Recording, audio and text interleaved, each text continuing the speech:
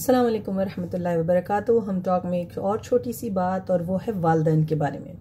हम अक्सर बच्चों को सुनते हैं आजकल, ओ मेरी मम्मा बड़ी अनोइंग हैं, मेरे पापा बड़े अनोइंग हैं, या मेरे अब्बू बहुत ही परेशान करते हैं, या मेरी अम्मी बड़ी परेशान करती हैं।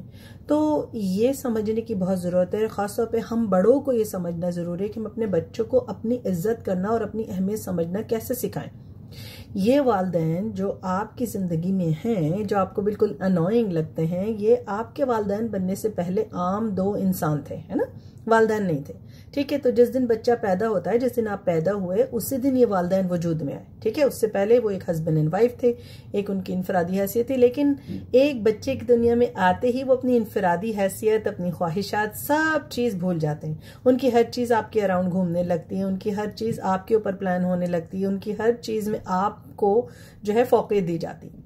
तो ये जो दो वालिदैन हैं, इनके बारे में अल्लाह ताला ने औलाद को रिमाइंडर्स दिए हैं कुरान में।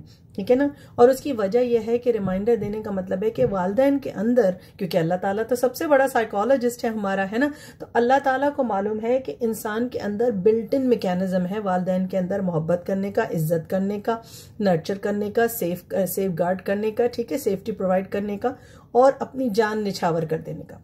लेकिन औलाद को रिमाइंडर्स चाहिए। ठीक है ना, औलाद को बताना है कि इन दो लोगों ने जो तुम्हारे लिए अपनी ज़िंदगी वक्फ की, ज़िंदगी ख़त्म की, उनकी इज्जत करो, उनकी मोहब्बत करो, उनकी सर्विस करो, उनको ओबे करो, उनकी बात मानो, क्योंकि वो अपने लिए नहीं, तुम्हारे लिए, तुम्हारी परवरिश के लिए बेहतरीन तरीके से तुमको अहकामात जारी करते हैं, ताकि तुम प्रोटेक्ट हो जाओ, ताकि तुम्हारी हिफाजत हो सके, ताकि तुम्हारी सेहत अच्छी हो सके, ताकि तुम्हारे लिए ज़िंदगी में आसानियां पैदा हो सके। तो वो जो भी तुम्हें हुक्म दे रहे हैं, उनको मानना ज़रूरी है शरअन, इस्लामिकली, वो इसलिए कि वो तुम्हारे लिए बेस्ट चाह रहे हैं। ठीक है, फिर उसके बाद क्या कहा कि इन दोनों में से दोनों, या फिर कोई एक जब बुढ़ापे की उम्र को पहुंच जाए, ठीक है, तो उनके साथ सिला रहमी करो। बेहतरीन अखलाक के हकदार तुम्हारे वालिदैन है, और सबसे पहले तुम्हारी माँ है ना।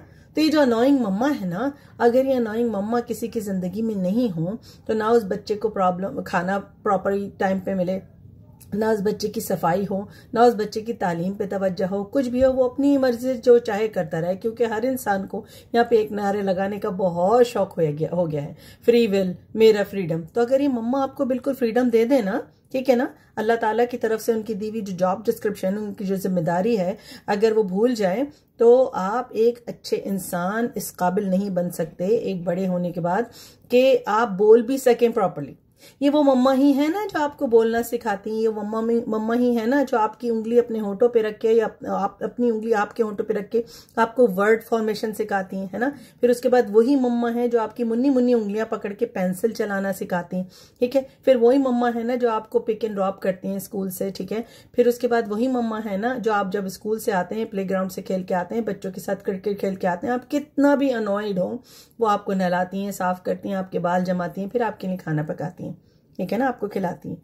और उसके बाद आती है फादर की बात। फादर का वो रुतबा है अल्लाह ताला की नज़र में कि अल्लाह ताला के रसूल पाक सल्लल्लाहु अलैहि वसल्लम ने साफ फरमा दिया है कि बाप की दुआ और अल्लाह के अर्श के दरमियान कोई फासला नहीं है, कोई आड़ नहीं है। ठीक है ना, तो उनकी दुआ लिया कीजिए, क्योंकि वो फादर, आपको लगता है वो एक मशीन है जो सुबह काम पे चलना शुरू होती है और रात को घर आती है, थोड़ी सी झड़कियां पिलाती है, सब करती है उसके बाद, लेकिन वो जो मशीन बाहर जा रही है ना आपके लिए और आपकी मम्मा के लिए, वो अपनी पूरी जिंदगी आपके लिए खत्म कर रही है। ठीक है ना, वो मशीन जिसे आप फादर कहते हैं, जिसे आप पप्पा कहते हैं, जिसे आप अब्बू कहते हैं, जिसे आप पापा कहते हैं, जिसे आप डैडी कहते हैं, वो मशीन जो एक नॉन स्टॉप 24/7 चल रही है, दिमागी तौर पे भी और फिजिकली भी, और सिर्फ ये सोच रही है कि आपके लिए प्रोवाइड कैसे किया जाए, बाहर जाके क्या बेहतर किया जाए कि वो अच्छा काम हो जाए। करियर क्यों चाहिए, एक अकेले आदमी के लिए खाना क्या मुश्किल है, लेकिन वो आपके लिए ज्यादा करने की कोशिश करते हैं। मम्मा के साथ हर वक्त ये प्लानिंग होती है, मम्मा के साथ आर्ग्यूमेंट भी इस बात पे होती होगी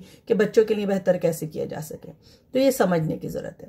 फिर बात आती है वालिदैन की। आपको ये समझने की जरूरत है कि ये सब तरीके की चीजें, ये सारे तौर तरीके, सारे हकायक आप अपने बच्चों को एहसन तरीके से, मोहब्बत के साथ, इस्लामिक पेरेंटिंग के थ्रू कैसे समझाएं, ताकि वो बच्चा जब बड़ा हो तो आपकी इज्जत करना सीखे, आपसे मोहब्बत करना सीखे, आपका अदब करना सीखे, आपको ओबे करना सीखे, और कभी भी जब वो क़यामत के दिन अल्लाह के सामने खड़ा हो तो आपके लिए शिकायत न कर सके कि इन्होंने गलत किया, मेरे साथ जुल्म किया, अब्यूज किया, बल्कि ये बता सके कि मेरे वालिदैन ने अपनी जिम्मेदारी पूरे तरीके से, एहसन तरीके से पूरी की। जज़ाकल्लाह खैर। मुझे दुआ में याद रखिएगा और अल्लाह ताला से मेरे लिए भी माफ़ी की दुआ कीजिए। अस्सलाम वालेकुम वरहमतुल्लाह।